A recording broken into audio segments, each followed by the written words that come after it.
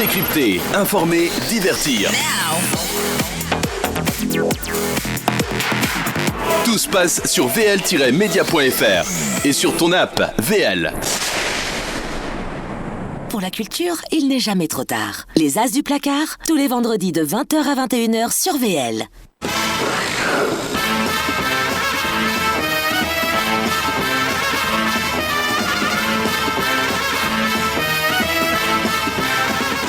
Bonsoir, il est 20h, vous êtes sur VL, premier média jeune de France, vous écoutez votre émission socio-culturelle préférée, Les As du placard. La culture, c'est ce qui répond à l'homme quand il se demande ce qu'il fait sur la terre.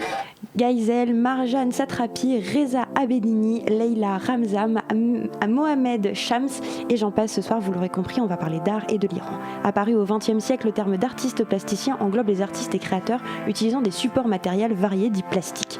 Ce terme englobe les artistes d'art contemporain. Cette semaine, à l'occasion de l'exposition Insomnia, Nuit Persane, qui se déroule au On-Off Studio jusqu'au 24 mars, sous-titré « Aux quatre coins de nos impasses se trouvent des échappatoires », nous nous sommes questionnés sur la puissance cathartique de l'art.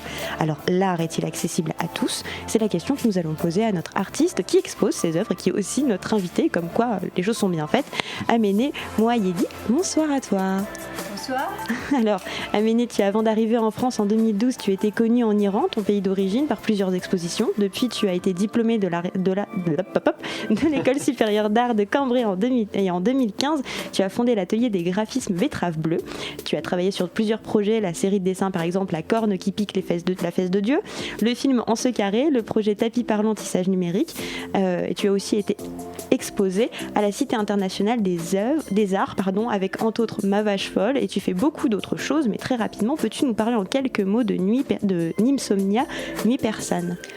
Oui, en fait, c'est une série que j'ai réalisée fin 2005, fin 2005 jusqu'au début de 2007. Et dans cette période, j'avais un insomnia, je travaillais pendant toute la nuit et tous les jours je dors. Et après plusieurs années, plus que 12 ans, cette année quand je retournais en Iran, je suis allée dans mon atelier, j'ai ouvert que tous mes dessins sont rouleaux et j'ai ouvert tout et je pensais que... Oui, c'est des œuvres que tu avais déjà faites, c'est ça, et oui, que tu as ressorties. Ouais. Exactement, ouais.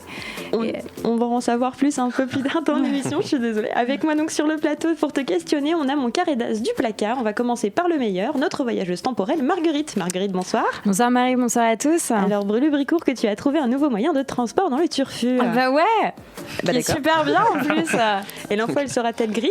Ah bah ça, ce serait à vous de me le dire. Ouais, on passe à notre mélomane barbu Sylvain. Salut Sylvain. Salut Marie, bonsoir à tous. Salut. L'Iran et musique électro, est-ce que c'est compatible ? Eh bien, étonnamment, oui, on verra ça tout à l'heure avec quelques exemples.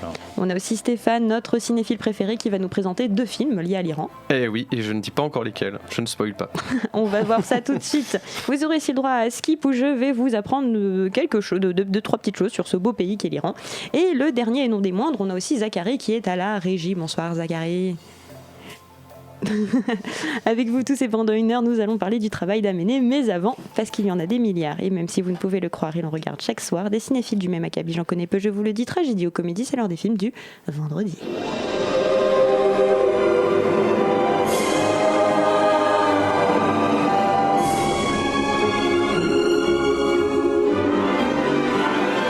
Salut à tous et bienvenue dans les films du vendredi. Aujourd'hui, je me suis intéressé à l'exil du peuple iranien au cinéma, et ce, à travers 2 films bouleversants, étroitement liés. J'ai nommé Nous trois Oriens et Persépolis. Et on commence sans plus attendre avec Nous trois Oriens, écrit, réalisé et interprété par le compère de Ken Kojandi dans la série Bref. J'ai nommé Kairon. Alors pour rappel, à l'époque, Kairon, c'était ça. Bref, lui, c'est Kairon. Quand il s'agit d'aborder une meuf, il est toujours là pour moi. Quand je vais envoyer un texto à une meuf, il me dit d'attendre 3 jours pour faire le mec détaché. Parce que d'après lui, plus tu seras détaché, plus elle te laissera l'attacher. Et femme qui rit à moitié dans ton lit. Bref, ça c'était Kairon avant.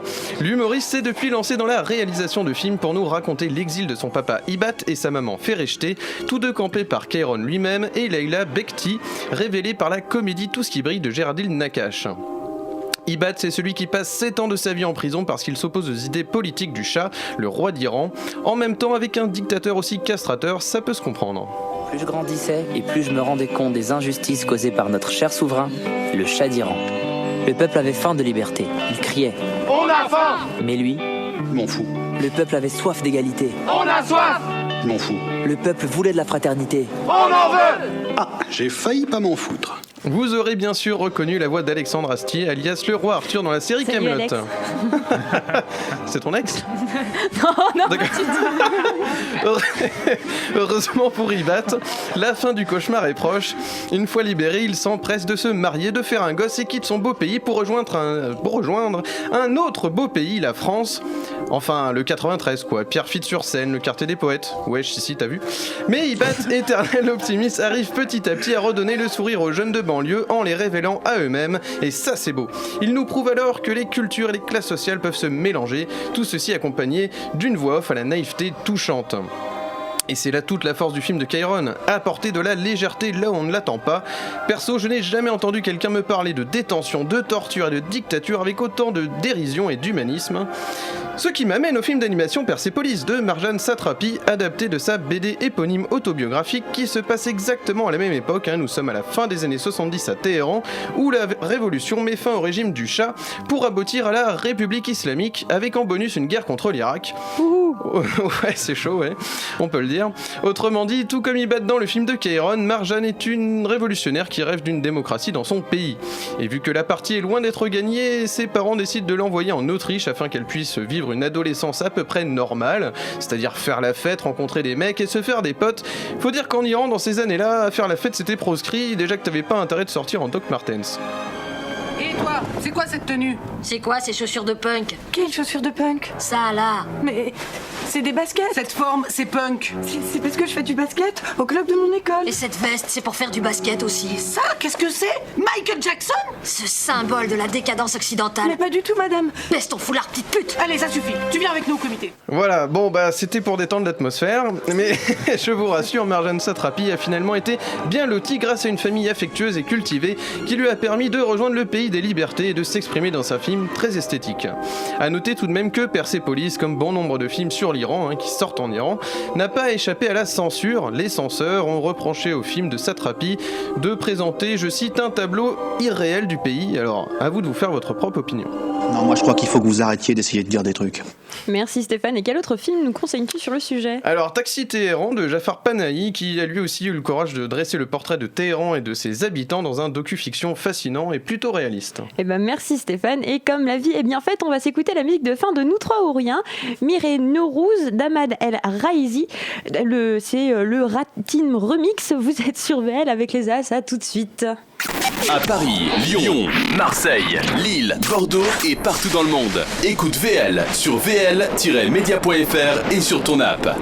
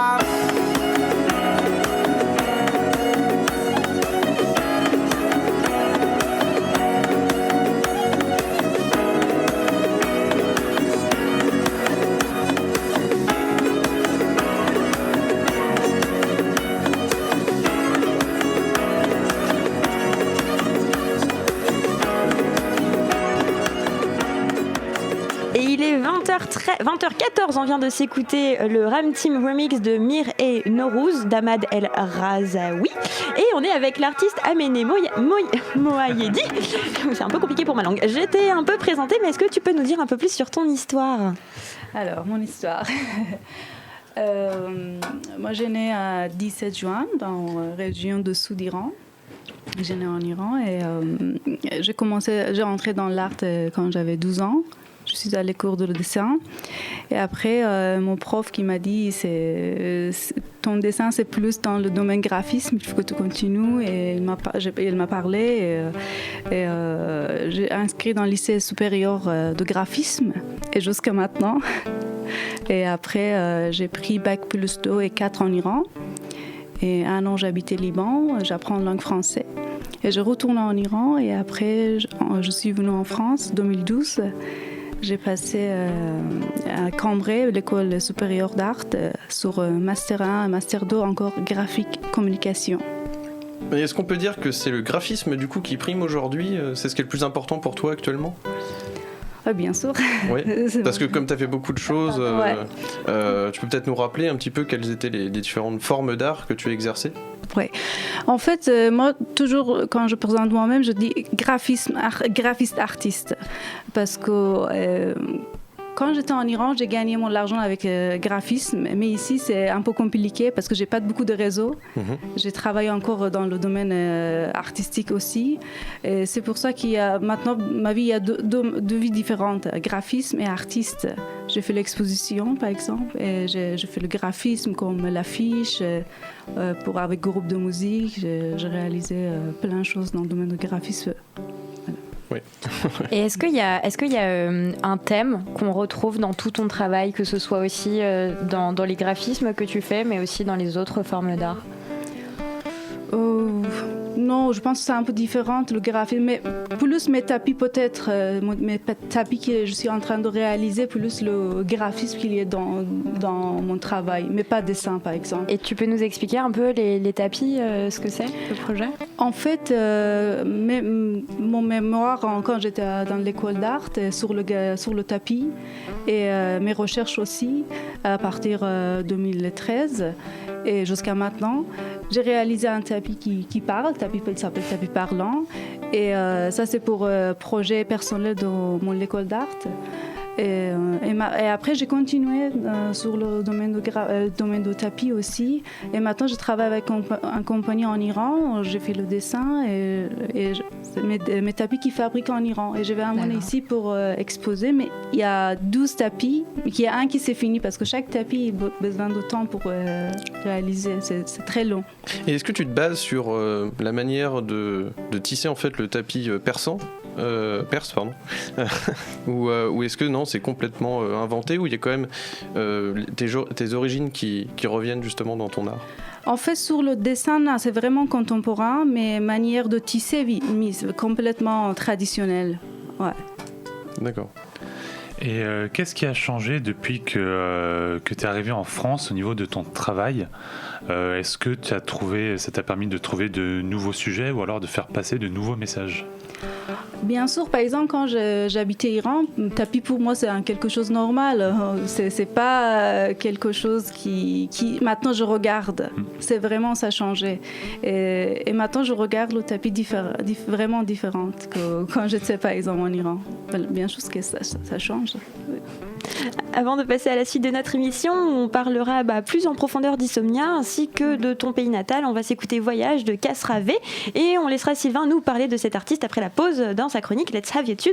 À tout de suite sur VL.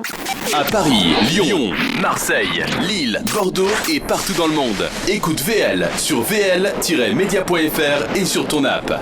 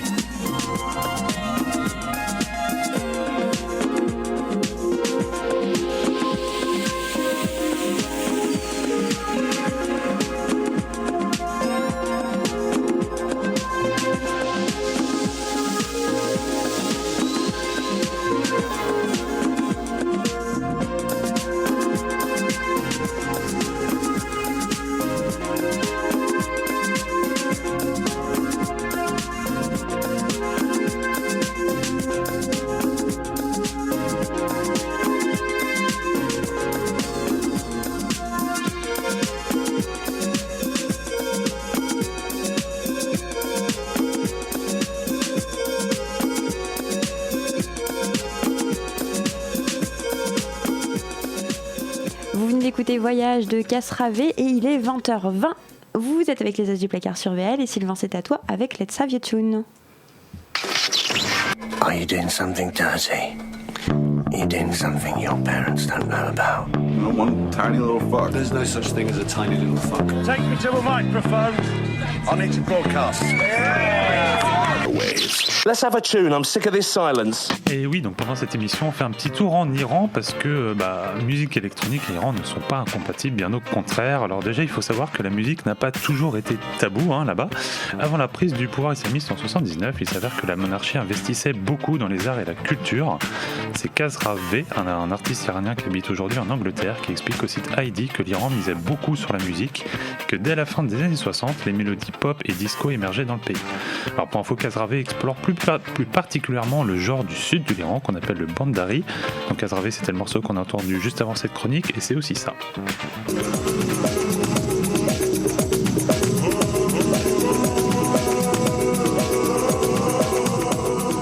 Il explique aussi qu'à l'inverse de certains styles, la musique électronique, étrangement, s'en sort mieux et est peut-être moins bloquée par le ministère de la Culture ou de la censure, ça dépend comment on le voit, car ne comprenant généralement aucun texte.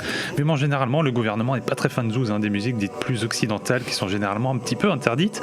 C'est le DJ Kourosh Omid Ali qui raconte par exemple le cas du groupe de métal iranien Confess. Alors Confess, pour info, ça ressemble à ça.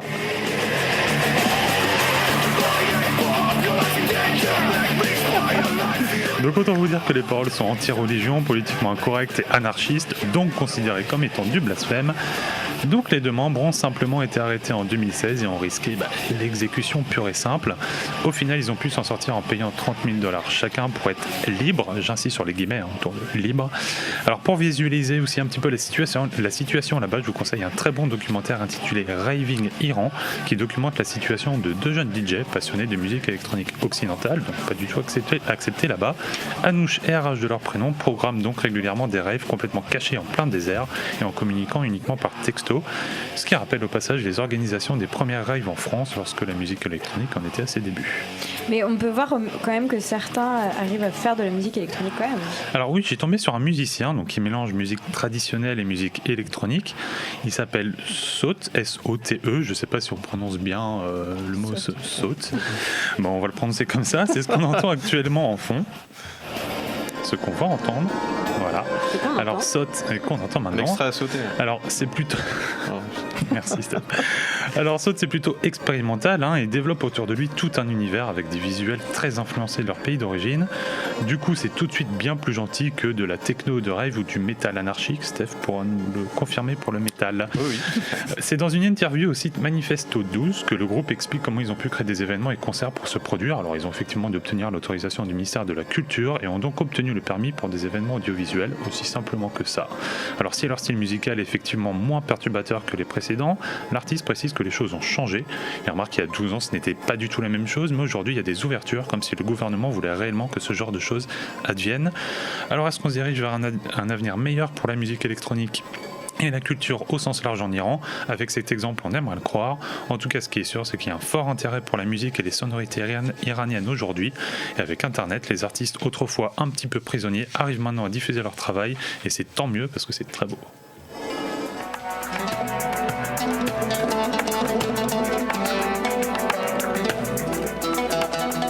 Tu nous fais une petite danse? Ouais, je me suis pas encore exercé, mais je vais prendre des cours si tu veux.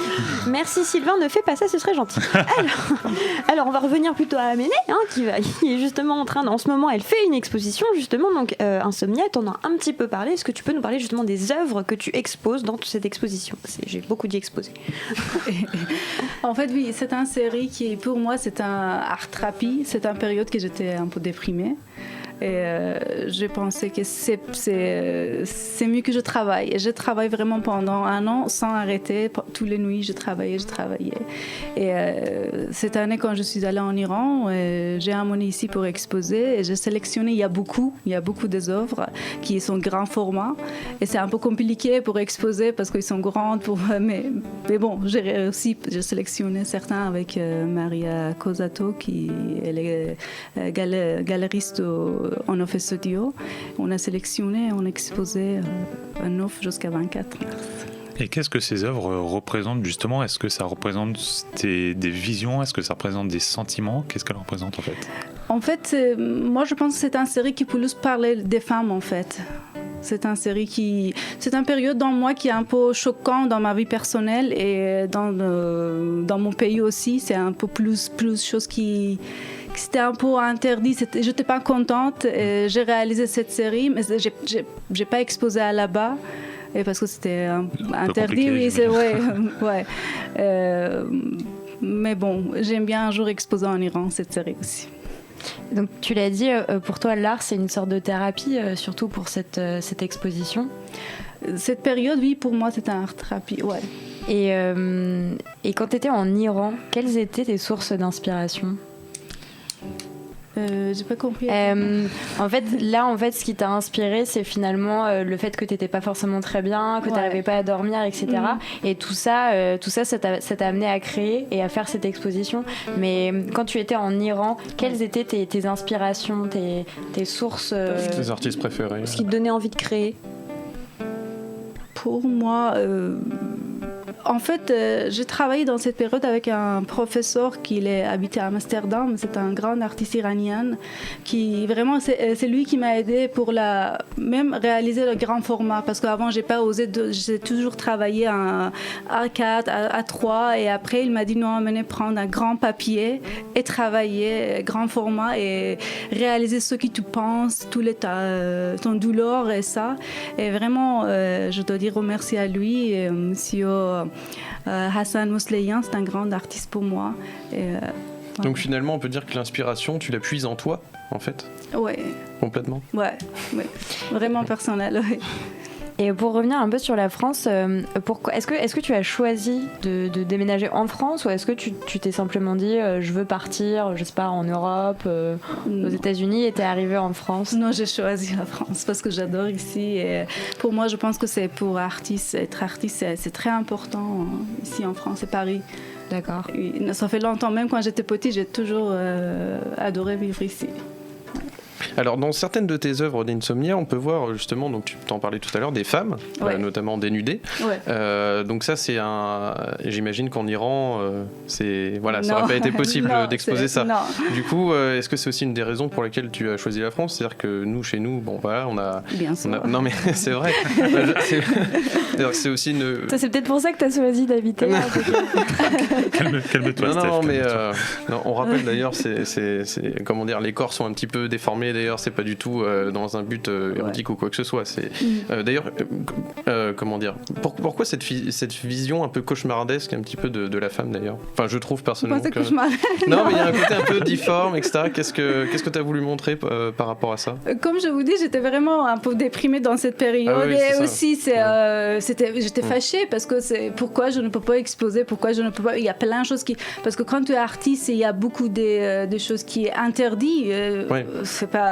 C'est normal ouais, c'est ça. Est-ce qu'aujourd'hui tu arrives à vivre de ton art en France? Est-ce que c'est pour vivre de son art, est-ce que justement tu trouves ça facile en France, ou justement peut-être un petit peu compliqué par rapport à d'autres pays où tu as pu être? C'est trop compliqué, mais j'ai réussi, plus cette année. Mais au début, quand j'ai fini mes études, c'est tellement difficile parce que quand tu es graphiste en Iran, même quand tu es étudiant, tu peux gagner bien l'argent. Mais ici, c'est vraiment compliqué, mais heureusement, j'ai réussi. Et est-ce que tu gardes des contacts avec l'Iran au niveau du monde de l'art? Est-ce que tu sais où est-ce que ça en est? Est-ce que ça évolue? Est-ce que c'est plus accepté aujourd'hui que peut-être quelques années avant? En fait, ce que j'aime bien pour les Iraniens, c'est qu'on a bataille pour liberté. Et ça, c'est important. Et je suis sûre qu'on va réussir. Bien sûr que ça va mieux que... Par exemple, ça fait 6 ans que je ne peux pas dire quitter parce que je vais aller en Iran pour voir ma famille. Mais par exemple, pour réaliser mes tapis, il y a un atelier en Iran, dans le centre Iran, qui tissait mes tapis. Mais... je pense que chaque année mieux que l'année dernière. Et est-ce que d'un point de vue artistique aussi, tu aimerais retourner en Iran pour réexposer en Iran ou, Oui, bien sûr, j'aime bien exposer en Iran. Même cette série, je sais que je ne peux pas, mais... ouais. Mais en cachant, on expose aussi parfois. Et lorsqu'on veut exposer en Iran, quel est le protocole en fait parce qu'il y a, il y a des censeurs qui sont là pour quand même exactement, ouais. Permettre aux œuvres d'être en accord avec les idées politiques du pays ou religieuses d'ailleurs. Qu'est-ce qu'une œuvre diffusable en Iran? En fait, il y a un lieu qui s'appelle Ershad. Et si tu vas exposer, il y a quelqu'un qui vient contrôler, regarder, est-ce que c'est eux qui choisissent, est-ce que c'est bien ou c'est contre le politique Iran ou contre le religieux. Oui, bien sûr qu'il y a censure, ouais. D'accord. Et malheureusement, quand tu étais en Iran, donc ce que tu disais, c'est que tu t'es autoproclamé graphiste et pas artiste, parce que c'est compliqué d'être artiste là-bas. Mais quand tu étais petite, par exemple, tu voulais être artiste ou tu voulais être graphiste? Est-ce que tu t'étais posé la question de si c'est possible? En fait, c'est vraiment compliqué parce que quand j'étais en Iran, graphiste pour moi, c'est pour gagner l'argent de ma vie. C'est à côté, je travaille dans le domaine artistique. Mais ici, c'est pour moi un peu inverse. Ouais, d'accord. Parce qu'ici, j'ai pas beaucoup de réseau pour travailler dans le domaine graphiste, c'est pour ça. Est-ce qu'en tant qu'artiste, il y a une forme d'art, parce que tu fais pas mal de choses différentes, est-ce qu'il y a une forme d'art avec laquelle tu arrives à t'exprimer le mieux? Est-ce que c'est par les tapis, par le dessin, par la photographie? Tu as un projet de photographie aussi. Quelle est la forme avec laquelle tu te sens plus à l'aise? Je pense que le tapis et le dessin, ouais. Parce que le tapis, c'est bien, je fais par exemple, j'ai réalisé le dessin et je donnais pour le tisser, mais c'est très long. Et dans cette période, je peux travailler dans un dessin aussi. Je travaille vraiment tous les deux, je préfère. Il y a un projet aussi que tu as fait en France, c'est que tu as pris en photo des musiciens iraniens. Oui. Est-ce que tu peux nous parler un peu plus de ce projet? C'est Monsieur Charmezadeh, vous parlez lui, parce que j'étais photographe et graphiste pour lui. Ouais. Il y a un groupe de musique qui ça fait longtemps qu'ils sont installés en France. Oui, c'est ça. Il ne peut pas retourner en Iran, malheureusement, à cause de musique qui est interdite, à cause de danse. Et la musique qui vient de ma ville. D'accord. Et j'étais contente pour travailler avec lui, parce que pour moi, il est un grand artiste. Et je faisais photographie et graphisme pour lui. Et pourquoi c'était important pour toi de photographier ces personnes-là qui peuvent plus revenir en Iran et qui faisaient la musique de ta ville? Parce que pour moi, c'est comment on explique, oui, c'est normal que c'est important parce que c'est un musicien qui ne peut pas retourner dans son pays. Et ça, c'est tellement triste. Et pour moi, c'était...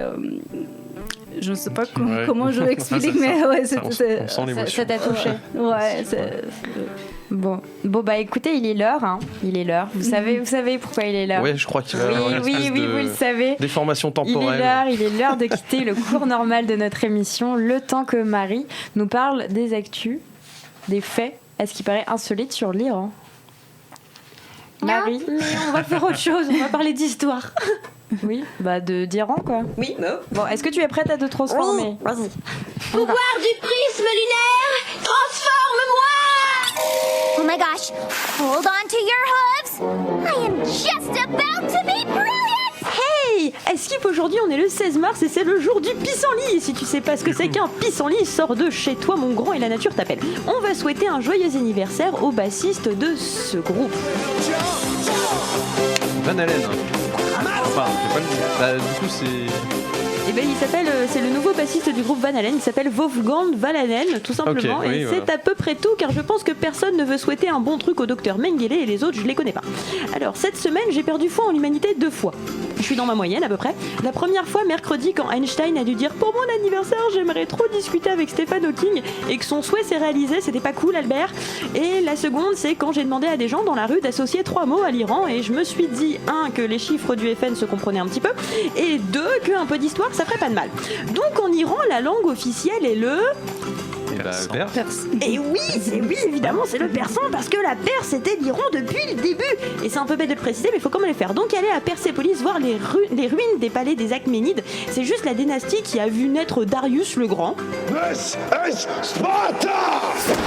Non, on parle d'Iran, mon pote, et t'as perdu face à son fils Xerxès le Grand, donc c'est bon. Donc d'ailleurs, Iran, ça veut dire le royaume des Ariens, dans tes dons Adolphe, et ça c'est depuis l'ère des Sassanides, période qui se déroule de 224 jusqu'en 651, et cette période était tellement badass qu'avec l'Empire romano-byzantin, c'était l'une des plus grandes puissances en Asie occidentale qui a laissé de nombreux vestiges, comme par exemple le cylindre de Cyrus, une des premières chartes des droits de l'homme, et ça c'était en 539 à l'occasion de la prise de Babylone.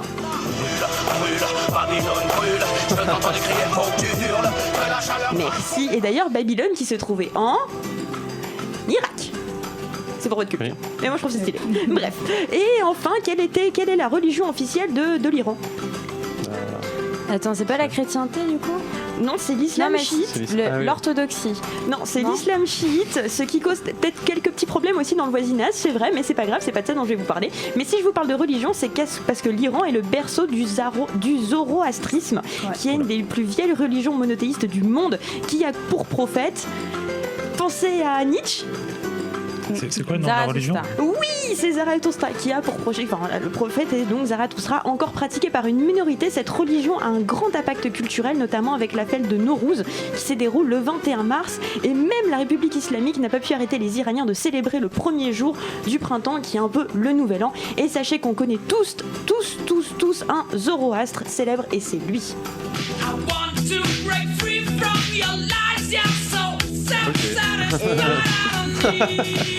Voilà.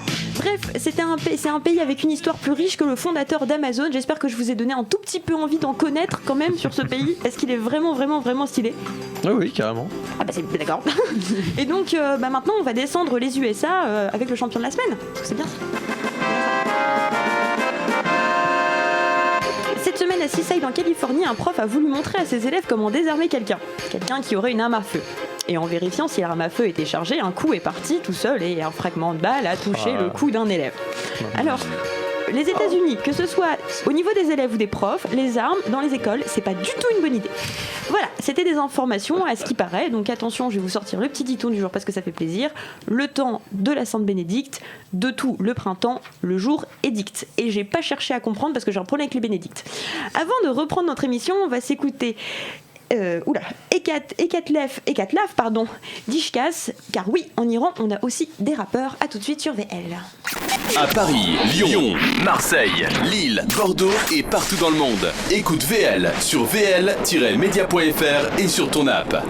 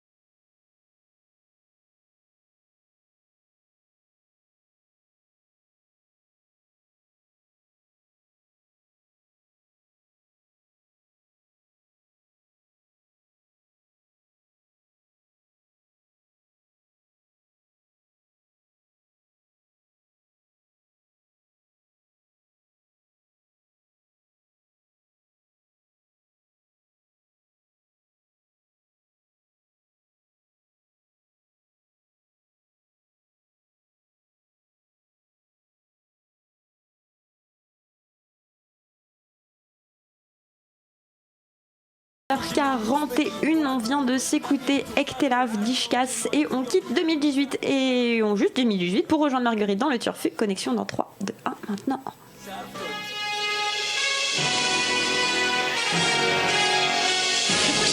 Qu'est-ce qui nous arrive dans le futur? Bonsoir à vous mes petits androïdes organiques, soyez les bienvenus dans le Turfu. Et désolé si vous m'entendez pas très bien, mais je suis sur un tapis volant au-dessus de la lune et là j'ai du mal. J'ai failli tomber. Ouh, attendez, je vais redescendre un moment pour vous expliquer. C'est bon Ok, presque là. Bon, je suis contente d'avoir changé de dimension parce qu'il y a quelques semaines j'étais dans un monde où le gouvernement avait aboli l'art. Mais là c'est cool parce que dans celui-là tout le monde est artiste. Alors comme je le disais, j'étais sur un tapis volant parlant. Ça c'est un citoyen artiste qui l'a réalisé en hommage à Ameneh Moaedi, une artiste iranienne de votre époque qui avait fait un tapis parlant. Ah bah tenez, il est là justement, on va lui parler un coup. Bonjour petit tapis. Bonjour. Ces signes sont les taches de la honte, mais les cheveux restent beaux dans le miroir. C'est un tapis très sérieux. Comme ce que... Bon, et donc je vous disais, le tapis où j'étais tout à l'heure, c'est fait pour les handicapés moteurs, pour qu'ils voyagent où ils veulent, comme ils veulent. C'est contrôlable par la pensée. En plus, on peut le dire, d'être très très beau. Alors, je vous laisse imaginer le rêve. Quand tout le monde est artiste, c'est plutôt cool, enfin, sauf pour le ministère intergalactique de la culture qui a beaucoup de travail, mais qui est très content, car son budget a connu une croissance exponentielle. Alors, j'ai retrouvé les chiffres de votre époque pour que vous fassiez une idée. Alors, le budget est passé de 10 milliards d'euros en 2018 à 10 000 milliards de bitcoin spatial aujourd'hui. Wow. Alors, ici, tout le monde est artiste, tout le monde est heureux, on fait des gros festivals chaque mois, il y a du gros son dans la rue, tout le monde s'aime et tout le monde fume du méphédrone spatial. Ever get so high that you become Quentin Tarantino? Bon, le problème c'est l'économie, une économie sur la culture, c'est cool mais c'est dur à organiser. Tout le monde a déserté les bolos relous qu'on a refilés aux robots et là je vous avoue que les robots sont bien vénères parce qu'ils aimeraient bien être artistes eux aussi. Donc là on est au bord de la guerre civile. Oula, d'ailleurs il y en a un qui arrive là, je crois il va me chercher des noises. Passons vite à l'info green qui elle est tout aussi perturbante. Oh, super green, aussi green que ça peut être green à la puissance des pas possible. Green, tu vois, alors tu vois le green absolu, un green plus green. Green. Nous apprenons à l'instant que l'assistant personnel d'Apple, Siri, s'est échappé du système informatique. Il est actuellement recherché par les services de police intergalactique. Selon des sources proches de la marque à la pomme, Siri serait depuis plusieurs centaines d'années totalement dépressif. Lancé le 4 octobre 2011 avec l'iPhone 4S, il n'aurait jamais su vraiment appris à faire face à la concurrence d'Alexa et d'Echo, les assistants personnels de Google et d'Amazon. Pour répondre aux nombreuses plaintes des clients auxquels faisait face Siri, des clients qui, je le précise, se faisaient envoyer paître quand ils lui posaient des questions, il aurait laissé un message. Vous me cassez les noyaux avec vos questions à 2 bitcoins. Si vous voulez connaître la météo d'aujourd'hui, demandez à Google.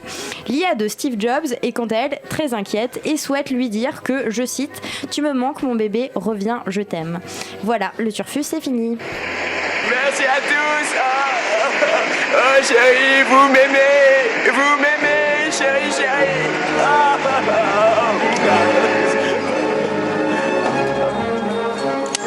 Merci Marguerite, ainsi Siri va rejoindre Cortana dans les IA dépressives. C'est pas mal. Donc merci en tout cas pour cet aperçu du futur. Donc pour toi, une société sans art Ameneh, ça pourrait exister ou pas du tout? Société sans art? Là en fait c'était plus une société où tout le monde est artiste. C'était ça. Oui mais justement l'inverse. Ouais. Est-ce que ça pourrait être possible? Est-ce que si mais c'était plus genre imagine tout le monde est artiste. Pourquoi pas? Qu'est-ce qui se passe? Non mais c'est une vraie question au final parce que non mais bah oui parce que va au fond de ta pensée. Oui, je vais au fond de ma pensée. Non parce que le truc c'est que sans politique, sans tout ça, enfin on n'aurait rien à dénoncer au final. Bon, je sais pas ce qu'on pense à Ameneh. Si on n'avait rien à dénoncer niveau politique. Bah après l'art n'est pas obligé d'être politique, c'est pas obligé d'être politique. Mais... Oui mais je ne sais pas, moi je pense que c'est peut-être plus simple. Est-ce que tu peux nous parler justement du tapis parlant? Un peu plus, c'est quoi le concept? En fait, Tapis Parlant, c'est un projet personnel de mon diplôme, master, que j'ai réalisé à Cambrai quand j'étais étudiante. Il y a un tapis qui s'appelle tapis Ardebille. C'est un grand tapis qui pour le XVIe siècle. Et moi, j'ai transformé ce tapis par parce que ce tapis, c'est vraiment traditionnel. J'ai transformé ce tapis par tapis contemporain. J'ai transformé les images par pixels et pixels par langue binaire 0-1 et après par j'ai découvrir les mots dans cette langue 0-1 et il y a poésie. J'ai réussi pour un poésie.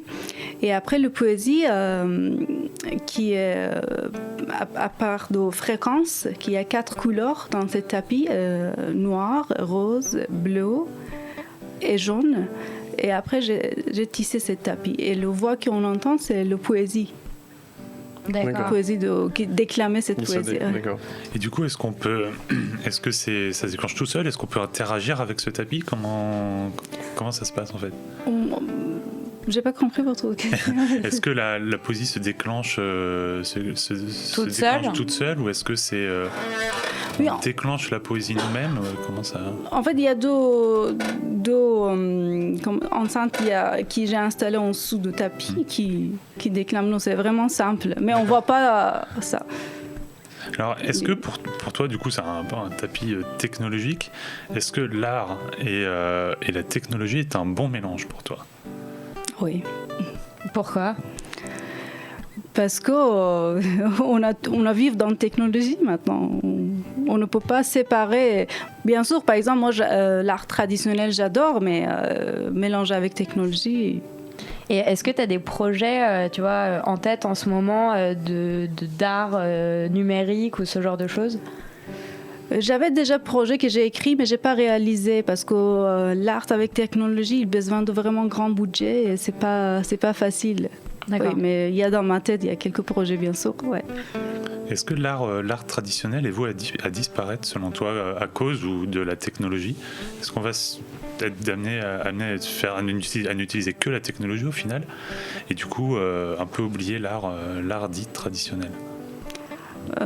Moi, personnellement, je préfère utiliser tous les deux. Mais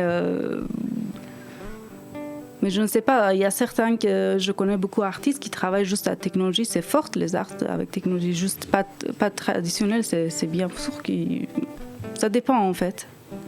Ouais. Pour revenir un peu à ton travail, quelle est l'œuvre d'art aujourd'hui dont tu es la plus fière? Mes tapis. Ouais. Oui, vas-y. Oui, non, mais c'est juste que je me posais une question parce que tu disais que justement la technologie était assez présente. Toi, justement, tu pourrais te servir de tablette au niveau graphique, tout ça, et tu ne le fais pas. En fait, tu es plutôt sur du papier. Est-ce qu'il y a quand même cette envie de rester quand même dans l'authenticité, la simplicité, en fait, des matériaux utilisés? Oui, pourquoi pas, on utilise parce que je pense que si on mélange tous les deux, c'est bien. Pas justement traditionnel, pas personnellement pour moi. Moi, j'utilise tous les deux. D'accord. Ouais. Et alors Sylvain nous avait parlé la semaine dernière justement d'une association qui s'appelait Brut Pop qui permettait à des jeunes qui avaient des handicaps, que ce soit moteur ou psychique, de pouvoir créer justement de la musique. Et toi, dans ton passé, tu as travaillé avec des enfants qui avaient des problèmes psychiques. Est-ce que justement, je sais pas comment m'exprimer parce que c'est un peu... Mais en gros, est-ce que pour toi, justement, c'est important de travailler avec des gens qui ont des handicaps et de leur permettre de créer? Moi, je pense que oui, c'est important, pourquoi pas. Mais qu'est-ce qui t'a motivé à faire ça, justement? En fait, quand j'ai fait ça, j'avais 18 ans. Et je me souviens qu'après le lycée, je suis allée tous les après-midi dans l'école, que je travaille avec les enfants parce que... je pense que c'est pour moi l'art-thérapie, c'est très important et aide beaucoup pour les gens. Et ils sont... Même pour moi, quand je suis déprimée, 2 jours, 3 jours, je ne sors pas, je travaille. Et Et c'est à la fois pour toi et pour les autres, donc. Pour les autres aussi, parce que je pense comme ça pour moi, bien sûr, c'est pour autres aussi, c'est important. Et alors moi j'ai une dernière question. Ouais. Est-ce que pour toi l'art est accessible à tous en France ? tu as 3 minutes. En France en France ou en Iran d'ailleurs, mais comme tu veux, comme tu le sens. C'est une question, oui. Pas pour tout le monde, je pense, ouais. Il est accessible ? Non, pas à tous. Non, pas. Justement, qu'est-ce qui rend l'art inaccessible à certaines personnes ? Non, en fait, c'est vraiment une question très compliquée, mais ça dépend. Mais je pense que pour certains, parce que quand je travaille, pour certains, c'est pas quand tu regardes ton travail, c'est rien en fait, même pas regarder. Mais pour certains, vraiment. Ouais. C'est pas facile comme question. Ouais, je pense, ouais. Merci Aménée d'avoir quand même répondu à cette question. Merci à vous. Qui nous a travaillé. Mais on a encore d'autres pour toi. Mais avant, on va s'écouter Daydream in Blue de High Monster. Il est 20h52. Vous êtes avec les As du Placard. À tout de suite sur VL. À Paris, Lyon, Marseille, Lille, Bordeaux et partout dans le monde. Écoute VL sur vl-media.fr et sur ton app.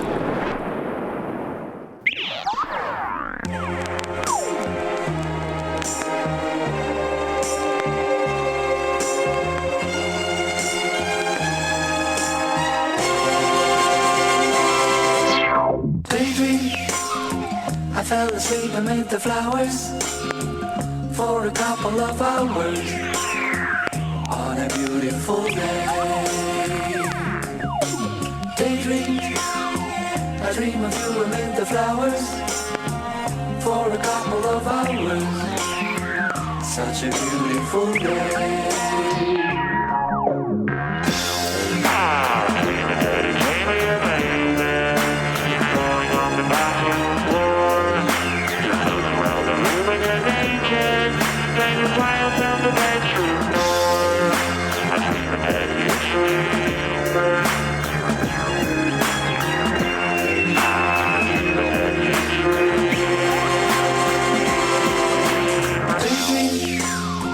I fell asleep amid the flowers for a couple of hours on a beautiful day.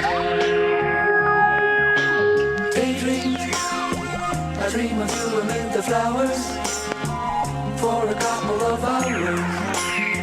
Such a beautiful day.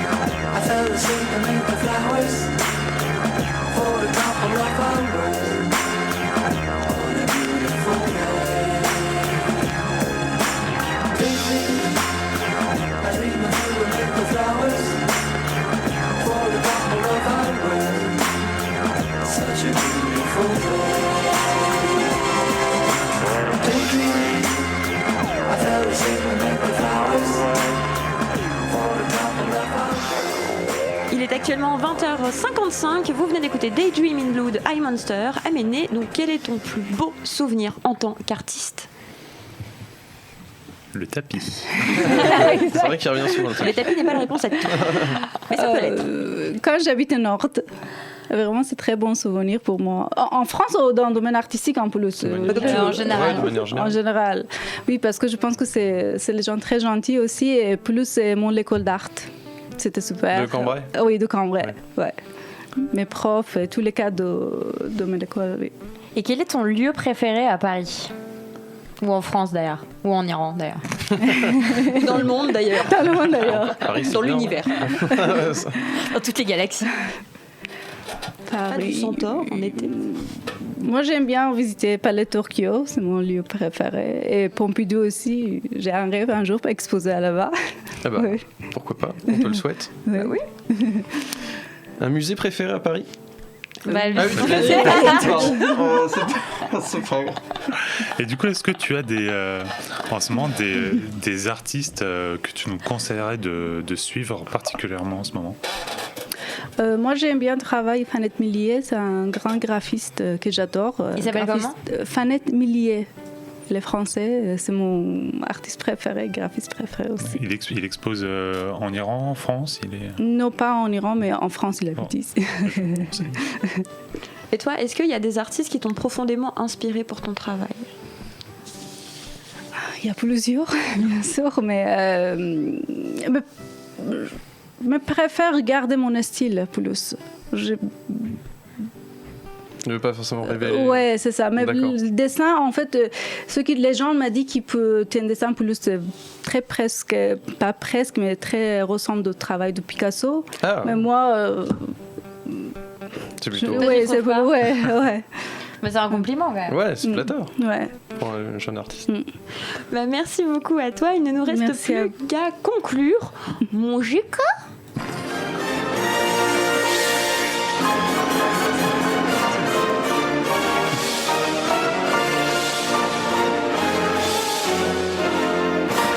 Pour conclure, je citerai Bernard Weber. Le véritable artiste est un artiste qui touche tout le monde.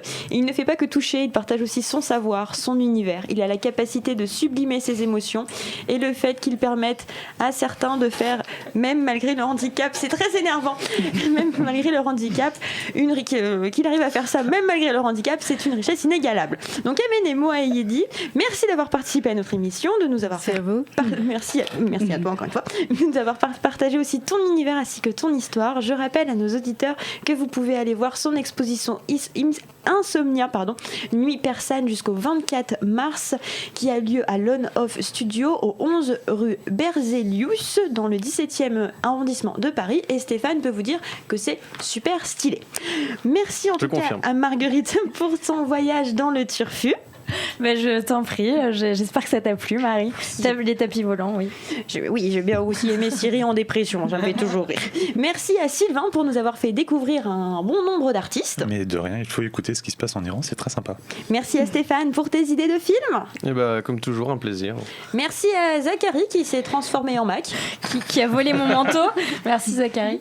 Retrouvez les As du placard sur les réseaux sociaux Facebook et Twitter, ainsi que sur le site de VL et sur iTunes. On se dit à la semaine prochaine, même jour, même heure. Il est 20h59. Je vous laisse avec le Tohu Bohu présenté par Juba et Thibaut. Et il ne nous reste plus qu'à vous souhaiter un bon week-end et à la semaine prochaine. Ciao.